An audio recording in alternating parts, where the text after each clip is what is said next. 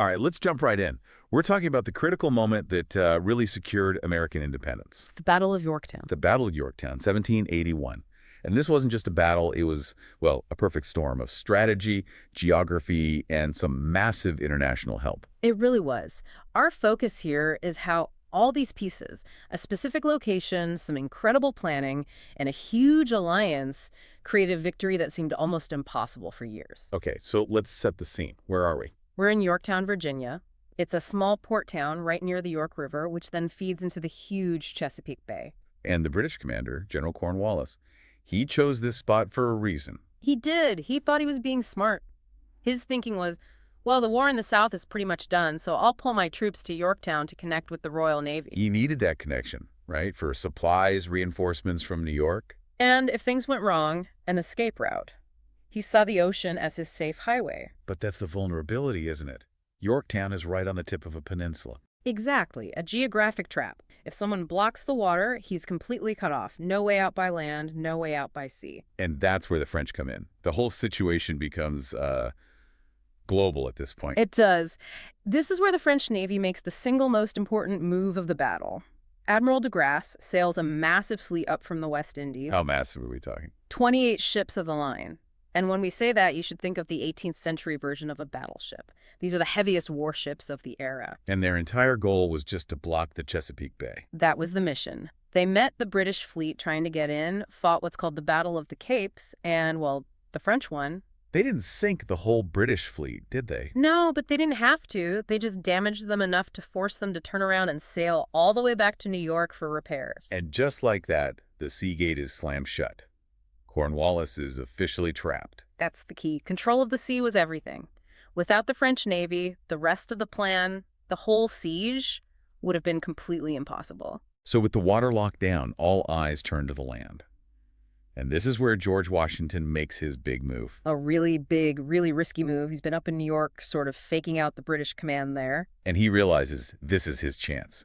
He has to get his army from New York all the way down to Virginia. And he has to time it perfectly with the arrival of the French fleet. It's an incredible gamble, coordinating all of this without, radios or anything. It's the logistics of that march alone seems staggering. Hundreds of miles. It was a nightmare. About 4,000 of Washington's Continental soldiers and 5,000 French soldiers under General Rochambeau. Wow. They marched almost 450 miles in the August heat. And they had to move quietly. Very quietly. To keep the British in New York from figuring it out, Washington left a small decoy force behind. What did they do? They built a bunch of campfires, made it look like they were digging in for a siege of New York, and the trick worked perfectly. The main army slipped away. It's pure strategic genius. Keep your enemy looking one way while the real threat comes from somewhere else entirely. And this brings us to that partnership. This was not just an American victory. No, the French were equal partners here. General Rochambeau and his army were absolutely vital. They provided almost half the soldiers on the ground. But it was more than just numbers. Rochambeau brought something Washington's army desperately needed. Which was what? Experience. Experience in a very specific kind of fighting, formal siege warfare. Right, because the Americans were used to a more hit-and-run style of combat. Exactly. Sieges are different. They're slow, they're methodical, they're based on engineering. And the French brought the engineers who knew how to design the trenches they'd need. They brought the money and the big guns, too. They did. They supplied the heavy cannons and the funds to pay the troops. Without that professional, European-style military support, breaking the British defenses would have been, well, a much, much harder task. So Cornwallis is trapped. The Ally army arrives. And now the siege begins. How does that actually work? So a siege is all about slowly squeezing the enemy. You surround them, and then you start digging these deep protective trenches to get closer. They call them parallels, right? That's right. They started digging the first one about 600 yards away from the British lines, mostly at night, of course, to stay hidden. Because digging in the open during the day would just be asking to get shot. You'd be a perfect target. So they dug these trenches deep enough to protect soldiers from musket balls and cannon fire. And once that first trench is done, they bring up the real weapons. That's when the real destruction starts. They moved in dozens of heavy cannons, howitzers, and mortars. Okay, break that down for us. A cannon fires a solid iron ball, right, to smash walls. Exactly. And a howitzer, or a mortar, lobs an explosive shell high in the air so it drops down inside the enemy's defenses. There's only nowhere to hide. And we're talking about shells weighing up to 24 pounds. 24 pounds of iron and explosives, and they fired them day and night for nearly 2 weeks straight. Just a constant bombardment. The sound must have been deafening. The shelling was tearing apart houses in Yorktown, ripping holes in the British defensive walls. The smoke from the black powder would have just covered everything. And Cornwallis couldn't really fire back effectively, could he? He was running out of ammunition. He just couldn't match the sheer firepower the Allies were throwing at him. So the physical destruction is one thing, but the psychological pressure must have been immense. Unbearable. No sleep, no safety, just the constant roar of cannons. But the Allies needed one more push to really break them. And that involved capturing 2 specific points. Right. 2 small British forts called Redoubt Number 9 and Redoubt Number 10.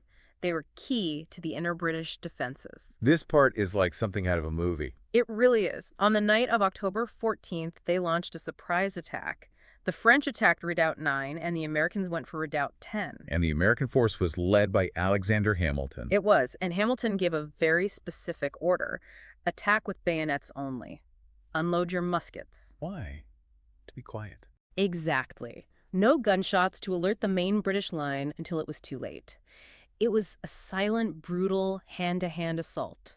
And it worked. They took the redoubts very quickly. And with those forts gone, the Allies could dig their next trench even closer. Now, the entire British army was within easy range of every single cannon they had. The situation inside Yorktown went from terrible to catastrophic. what was it like for the soldiers trapped in there? It was a nightmare. The naval blockade meant food was running out. They had to kill their own horses because they couldn't feed them. And disease must have been spreading. Oh, absolutely. Smallpox, dysentery. The camps were crowded, filthy. Soldiers were exhausted, sick, and just trying to survive the constant shelling by hiding in holes. At this point, Cornwallis knows it's over. But he tries one last desperate move. He does, a final gamble.